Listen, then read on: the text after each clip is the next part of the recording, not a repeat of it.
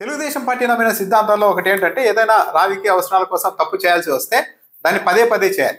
అలా పదే పదే చేసినప్పుడు, తొలుత చేసినప్పుడు, రెండోసారి చేసినప్పుడు దాని మీద చర్చించుకుంటారు ప్రజలు. ఇక ఆ తర్వాత రిపీటెడ్ గా చేస్తూ ఉంటే ఇక దాని గురించి ఆలోచించడం, చర్చించడమే మానేస్తారు. ఇక దాన్ని ప్రశ్నించే వాళ్ళు కూడా ఉండరు అన్నది తెలుగుదేశం పార్టీ నమ్మిన సిద్ధాంతాల్లో ఒకటి.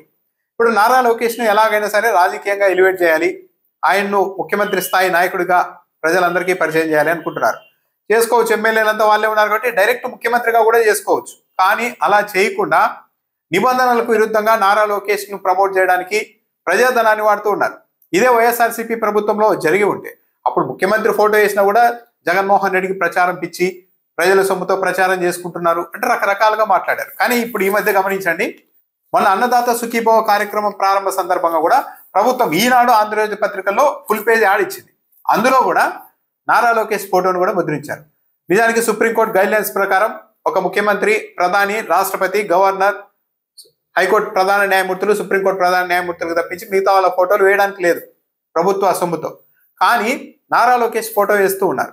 చంద్రబాబు నాయుడు ఫోటో పెద్దగా వేస్తున్నారు. ఆ తర్వాత deputy CM Pawan Kalyan photo కూడా వేస్తున్నారు. సరే, పొత్తులో ఉన్నారు, ఆయన డిప్యూటీ సీఎం కాబట్టి ఆయన ఫోటో వేస్తున్నారేమో అని అనుకున్నారు. కానీ నారా లోకేష్ ఫోటో వస్తుంది. ఆయన సాధారణ మంత్రి మాత్రమే. ప్రభుత్వ ప్రకటనలో ఒక సాధారణ మంత్రి ఫోటో ఎందుకు వేస్తున్నారు? సరే, ఆయన వ్యవసాయ శాఖ మంత్రి అయి ఉంటే అన్నదాత సుఖీభవ కార్యక్రమం సందర్భంగా ఏమో వేసారేమో అని అనుకోవడానికి. కానీ ఆయన వ్యవసాయ శాఖ మంత్రి కాదు.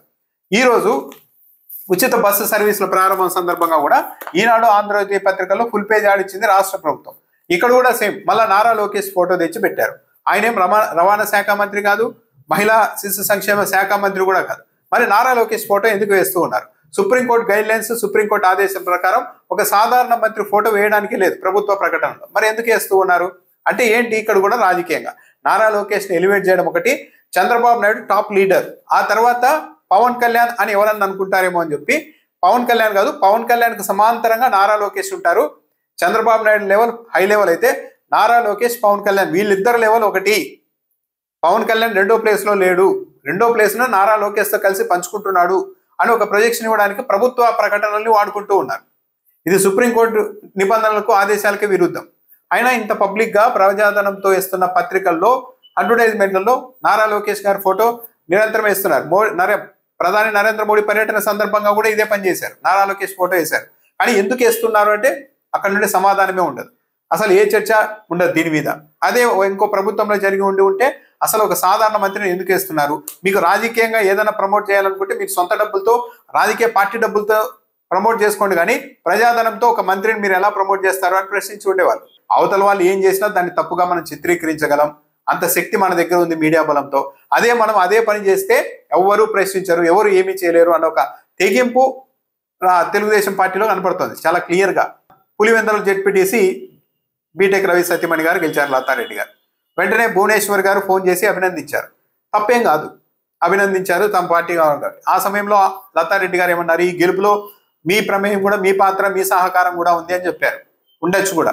అయితే ఇక్కడ గమనించాల్సింది ఏంటంటే ప్రజలు నిశ్చితంగా అభినందించడం తప్పు కాదు. కానీ ఇదే పని వైఎస్ భారతి గారు వైసీపీ నాయకులకి ఫోన్ చేసి గెలిచిన వాళ్ళకి ఇలా అభినందించి ఉంటే వరుసగా 2-3 రోజుల పాటు డిబేట్ పెట్టి ఉండేవాళ్ళు.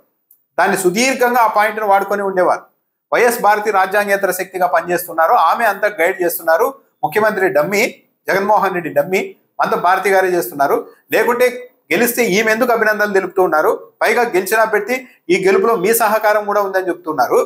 భారతి గారు ఏం చేశారు అంటే అంతర్గతంగా రాజకీయాలను ఆమె శాసిస్తున్నారు అంటూ వరుస పెట్టి డిబేట్లు పెట్టి ఉండేవాళ్ళు. ఆ పాయింట్ను సుదీర్ఘంగా వాడి వైఎస్ భారతి ఒక రాజ్యాంగేతర శక్తి అని చిత్రీకరించి ఉండేవాళ్ళు.